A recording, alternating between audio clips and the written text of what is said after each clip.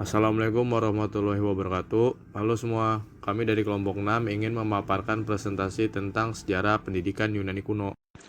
Perkenalkan, nama saya Diki Nofri Kurniawan, nomor NIM saya 13016222017. Prodi saya dari Pendidikan Matematika angkatan 2022. Perkenalkan, nama saya Dasin Vito dengan NIM 130162250 dari Prodi Pendidikan Matematika. Perkenalkan, nama saya Faisal Rafael Virus dengan NIM 13016222066 Prodi Pendidikan Matematika. Perkenalkan, nama saya Neiska Salma Safitri dengan NIM 13016222049 dari Prodi Pendidikan Matematika. Pendidikan primitif 4000 tahun sebelum Masehi. Pendidikan pada masa primitif ini dibagi dalam dua bagian, yaitu yang pertama Homerus. Pendidikan Homerus menekan manusia ideal, maksudnya manusia yang memiliki arete, orang yang memiliki kekuatan fisik seperti keberanian dan juga kehebatan untuk meraih kegemilangan dan kehormatan. Ciri-ciri pelajar ideal yang diinginkan Homerus yaitu berani berperang, kuat, besar, tampan, bicara sopan dan baik, kaya, berkuasa, budi pekerti, dan juga penting kuat fisik ya. Tujuan pendidikannya adalah membuat manusia memiliki kualitas-kualitas tersebut. Selain itu juga ada dua hal yang ditekankan dalam arete, yaitu kemampuan dalam hal gimnastik dan musik, serta memiliki kebaikan dan keindahan.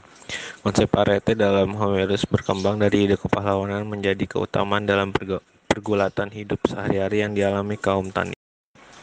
Yang kedua, Hesiodos. Pendidikan ala Hesiodos ialah pendidikan yang membuat orang yang dididik memiliki visi populis, visi publik, umum, dan masyarakat. Dasar moralitas dalam arete Hesiodos ialah keadilan dan kerja keras. Orang yang adil adalah orang yang bekerja keras. Kerja keras ialah jalan satu-satunya menuju kepada keutamaan. Pendidikan Polis Yunani, yaitu pada tahun 400 sebelum Masehi. Yunani kuno terbagi menjadi dua, yaitu Sparta dan Athena. Penduduk Sparta disebut dengan bangsa Doria, sedangkan penduduk Athena disebut dengan bangsa Lonia. Kedua negara tersebut merupakan kota polis atau negara kota. Pada kedua negara tersebut terdapat beberapa perbedaan dalam dasar, tujuan, pelaksanaan pendidikan, dan pengajaran. Ciri-ciri pendidikannya adalah: yang pertama, pendidikan diselenggarakan oleh negara. Yang kedua, pendidikannya diperuntukkan hanya warga negara yang merdeka atau bukan budak. Yang ketiga itu lebih mengutamakan pendidikan jasmani. Dan pendidikan Sparta boleh dilaksanakan jika telah berusia 7 tahun diasramakan. Selanjutnya itu pendidikan Athena. Athena adalah negara demokrasi. Dasar pendidikan Athena adalah Undang-Undang Solon. Berbeda dengan Sparta, tujuan pendidikan Athena adalah membentuk warga negara dengan jalan pembentukan jasmani dan rohani yang selaras. Pendidikan Athena memiliki ciri-ciri. Yang pertama, pendidikan diselenggarakan oleh keluarga dan sekolah. Yang kedua, pendidikan diselenggarakan bagi seluruh warga negara atau bebas. Di dalam pendidikan Athena terdapat materi atau bahan ajar yang terbagi menjadi dua bagian. Yang pertama itu gimnastis. Gimnastis ini merupakan pembentukan jasmani. Itu dilakukan atau diberikan di palestra, tempat bergulat, lempar cakram, melompat, lempar lembing atau pentalon, dan pasca lomba.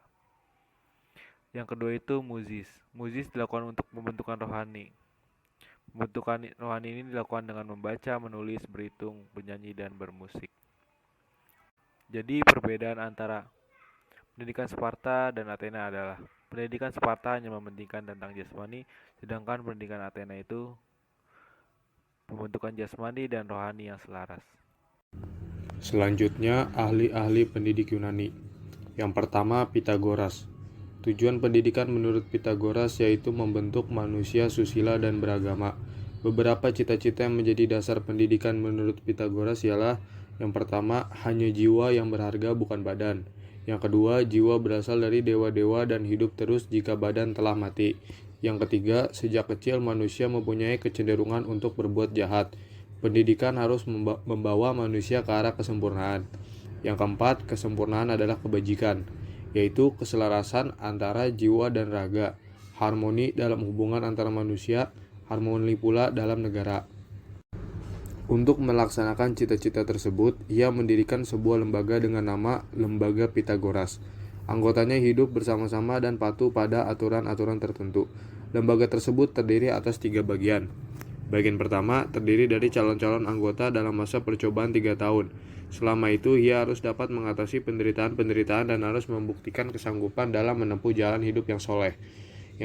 Bagian kedua merupakan lanjutan dari bagian pertama, tetapi masih diasingkan dari anggota-anggota penuh dan mendapat ajaran dari Pitagoras sendiri. Bagian ketiga terdiri atas anggota-anggota yang dianggap sudah cukup memenuhi syarat, mendapat hak dan kepercayaan yang penuh. Mereka mendapat ajaran dari Pitagoras sendiri. Yang kedua, Sokrates.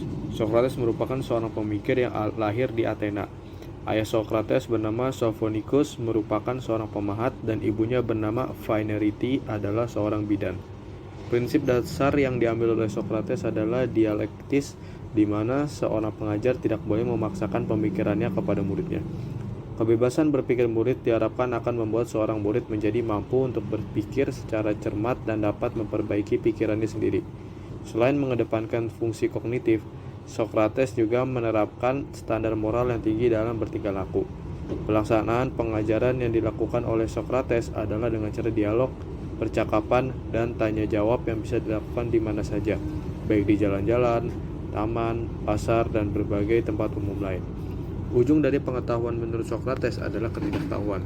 Pengetahuan yang telah diyakini selama ini dianggap sebagai sangkaan saja bahwa mereka telah mengetahuinya, yang sebenarnya tidak. Yang ketiga di sini ada Plato, 427 sampai 347 sebelum Masehi. Plato adalah murid Sokrates. Sistem pendidikan yang lengkap dan merupakan bagian dari ajaran ketatanegaraan pertama disusun oleh Plato. Ia adalah seorang pengarang pertama di Yunani. Tujuan pendidikan menurut Plato adalah membentuk warga secara teoritis dan praktis. Setiap manusia bertugas untuk mengabdikan kepentingannya kepada kepentingan negara. Oleh sebab itu, pendidikan harus diselenggarakan oleh negara dan untuk negara. Dengan prinsip tersebut, Plato disebut sebagai pencipta pendidikan sosial. Plato mengatakan bahwa kesulitan-kesulitan politis dapat diatasi apabila ada keadilan. Keadilan akan terwujud bila setiap orang melaksanakan tugas sebaik-baiknya.